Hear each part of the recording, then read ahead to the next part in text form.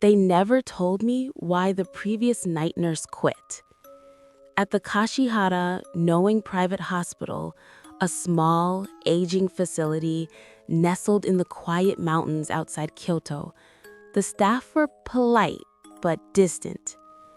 I was a newly licensed nurse, eager for the steady night shift pay. My supervisor, an older woman with tired eyes, simply handed me the keys and said, "Just remember, you are here to observe and report.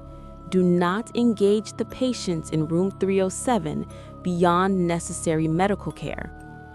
She paused, then added, "And never, under any circumstances, enter after 3 a.m.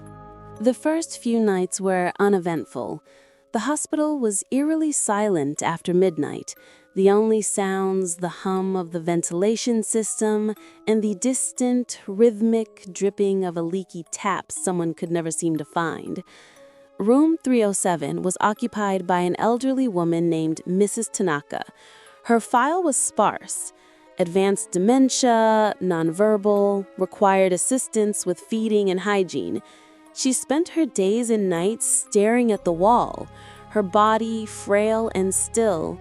I'd do my rounds, check her vitals, and she'd never so much as blink. It was sad, but not frightening. That changed on my fourth night. During my 2 a.m. round, I noticed her chart had been updated. Scrawled in messy red pen, unlike the usual neat blue ink, were the words, "The child is crying again.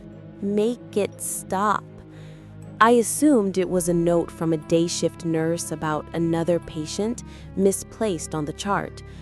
But when I looked at Mrs. Tanaka, she was no longer staring at the wall. Her head was turned towards the door, her milky eyes fixed directly on me. A shiver went down my spine. It was the first sign of conscious awareness I'd seen in her. The next night, the red pen appeared again. "He doesn't like the light. Turn it off." The air in the room felt thick and cold. Mrs. Tanaka was still facing the door, and her lips were moving, forming silent, whispered words. I leaned in closer, my heart hammering against my ribs. The whisper was so faint, I almost missed it. "Itsumo hitori," always alone. I started dreading my rounds. The silence of the hospital felt oppressive, and the corridor leading to room 307 seemed to grow longer and darker each time. I asked the day shift aide about the red pen notes. She just shook her head, confused. "No one uses red pen for charts. It's against policy." The climax came on a rainy, windswept night. The storm had knocked out the power, and the emergency lights cast a dim, sickly glow down the hallways. It was 2:55 a.m. I had to check on Mrs. Tanaka before the 3 a.m. deadline. As I approached her room, I heard it, a sound that froze the blood in my veins. It was the soft, unmistakable sound of a child sobbing.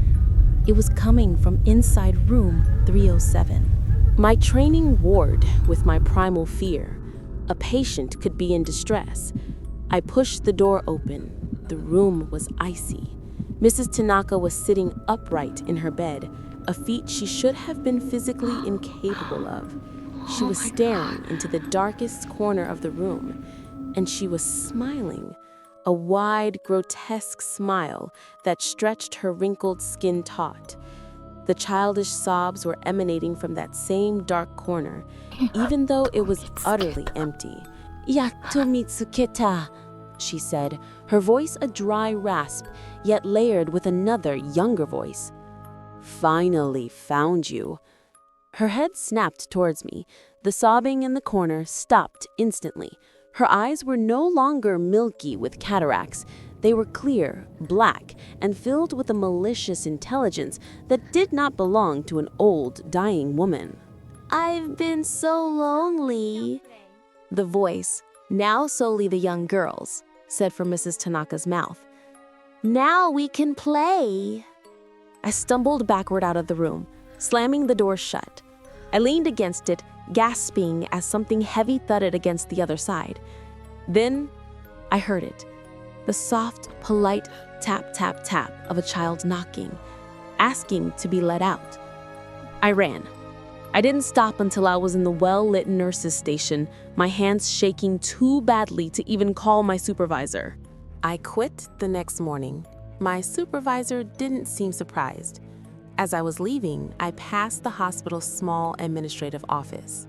An old framed photo from the hospital's founding in the 1950s hung on the wall.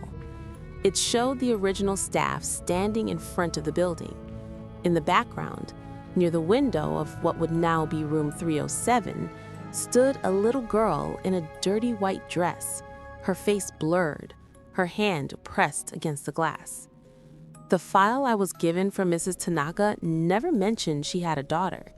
It never mentioned that the land the hospital was built on was once the site of a family home that burned to the ground, killing a young girl who had lived there. They weren't treating the patient in room 307. They were containing what had found her.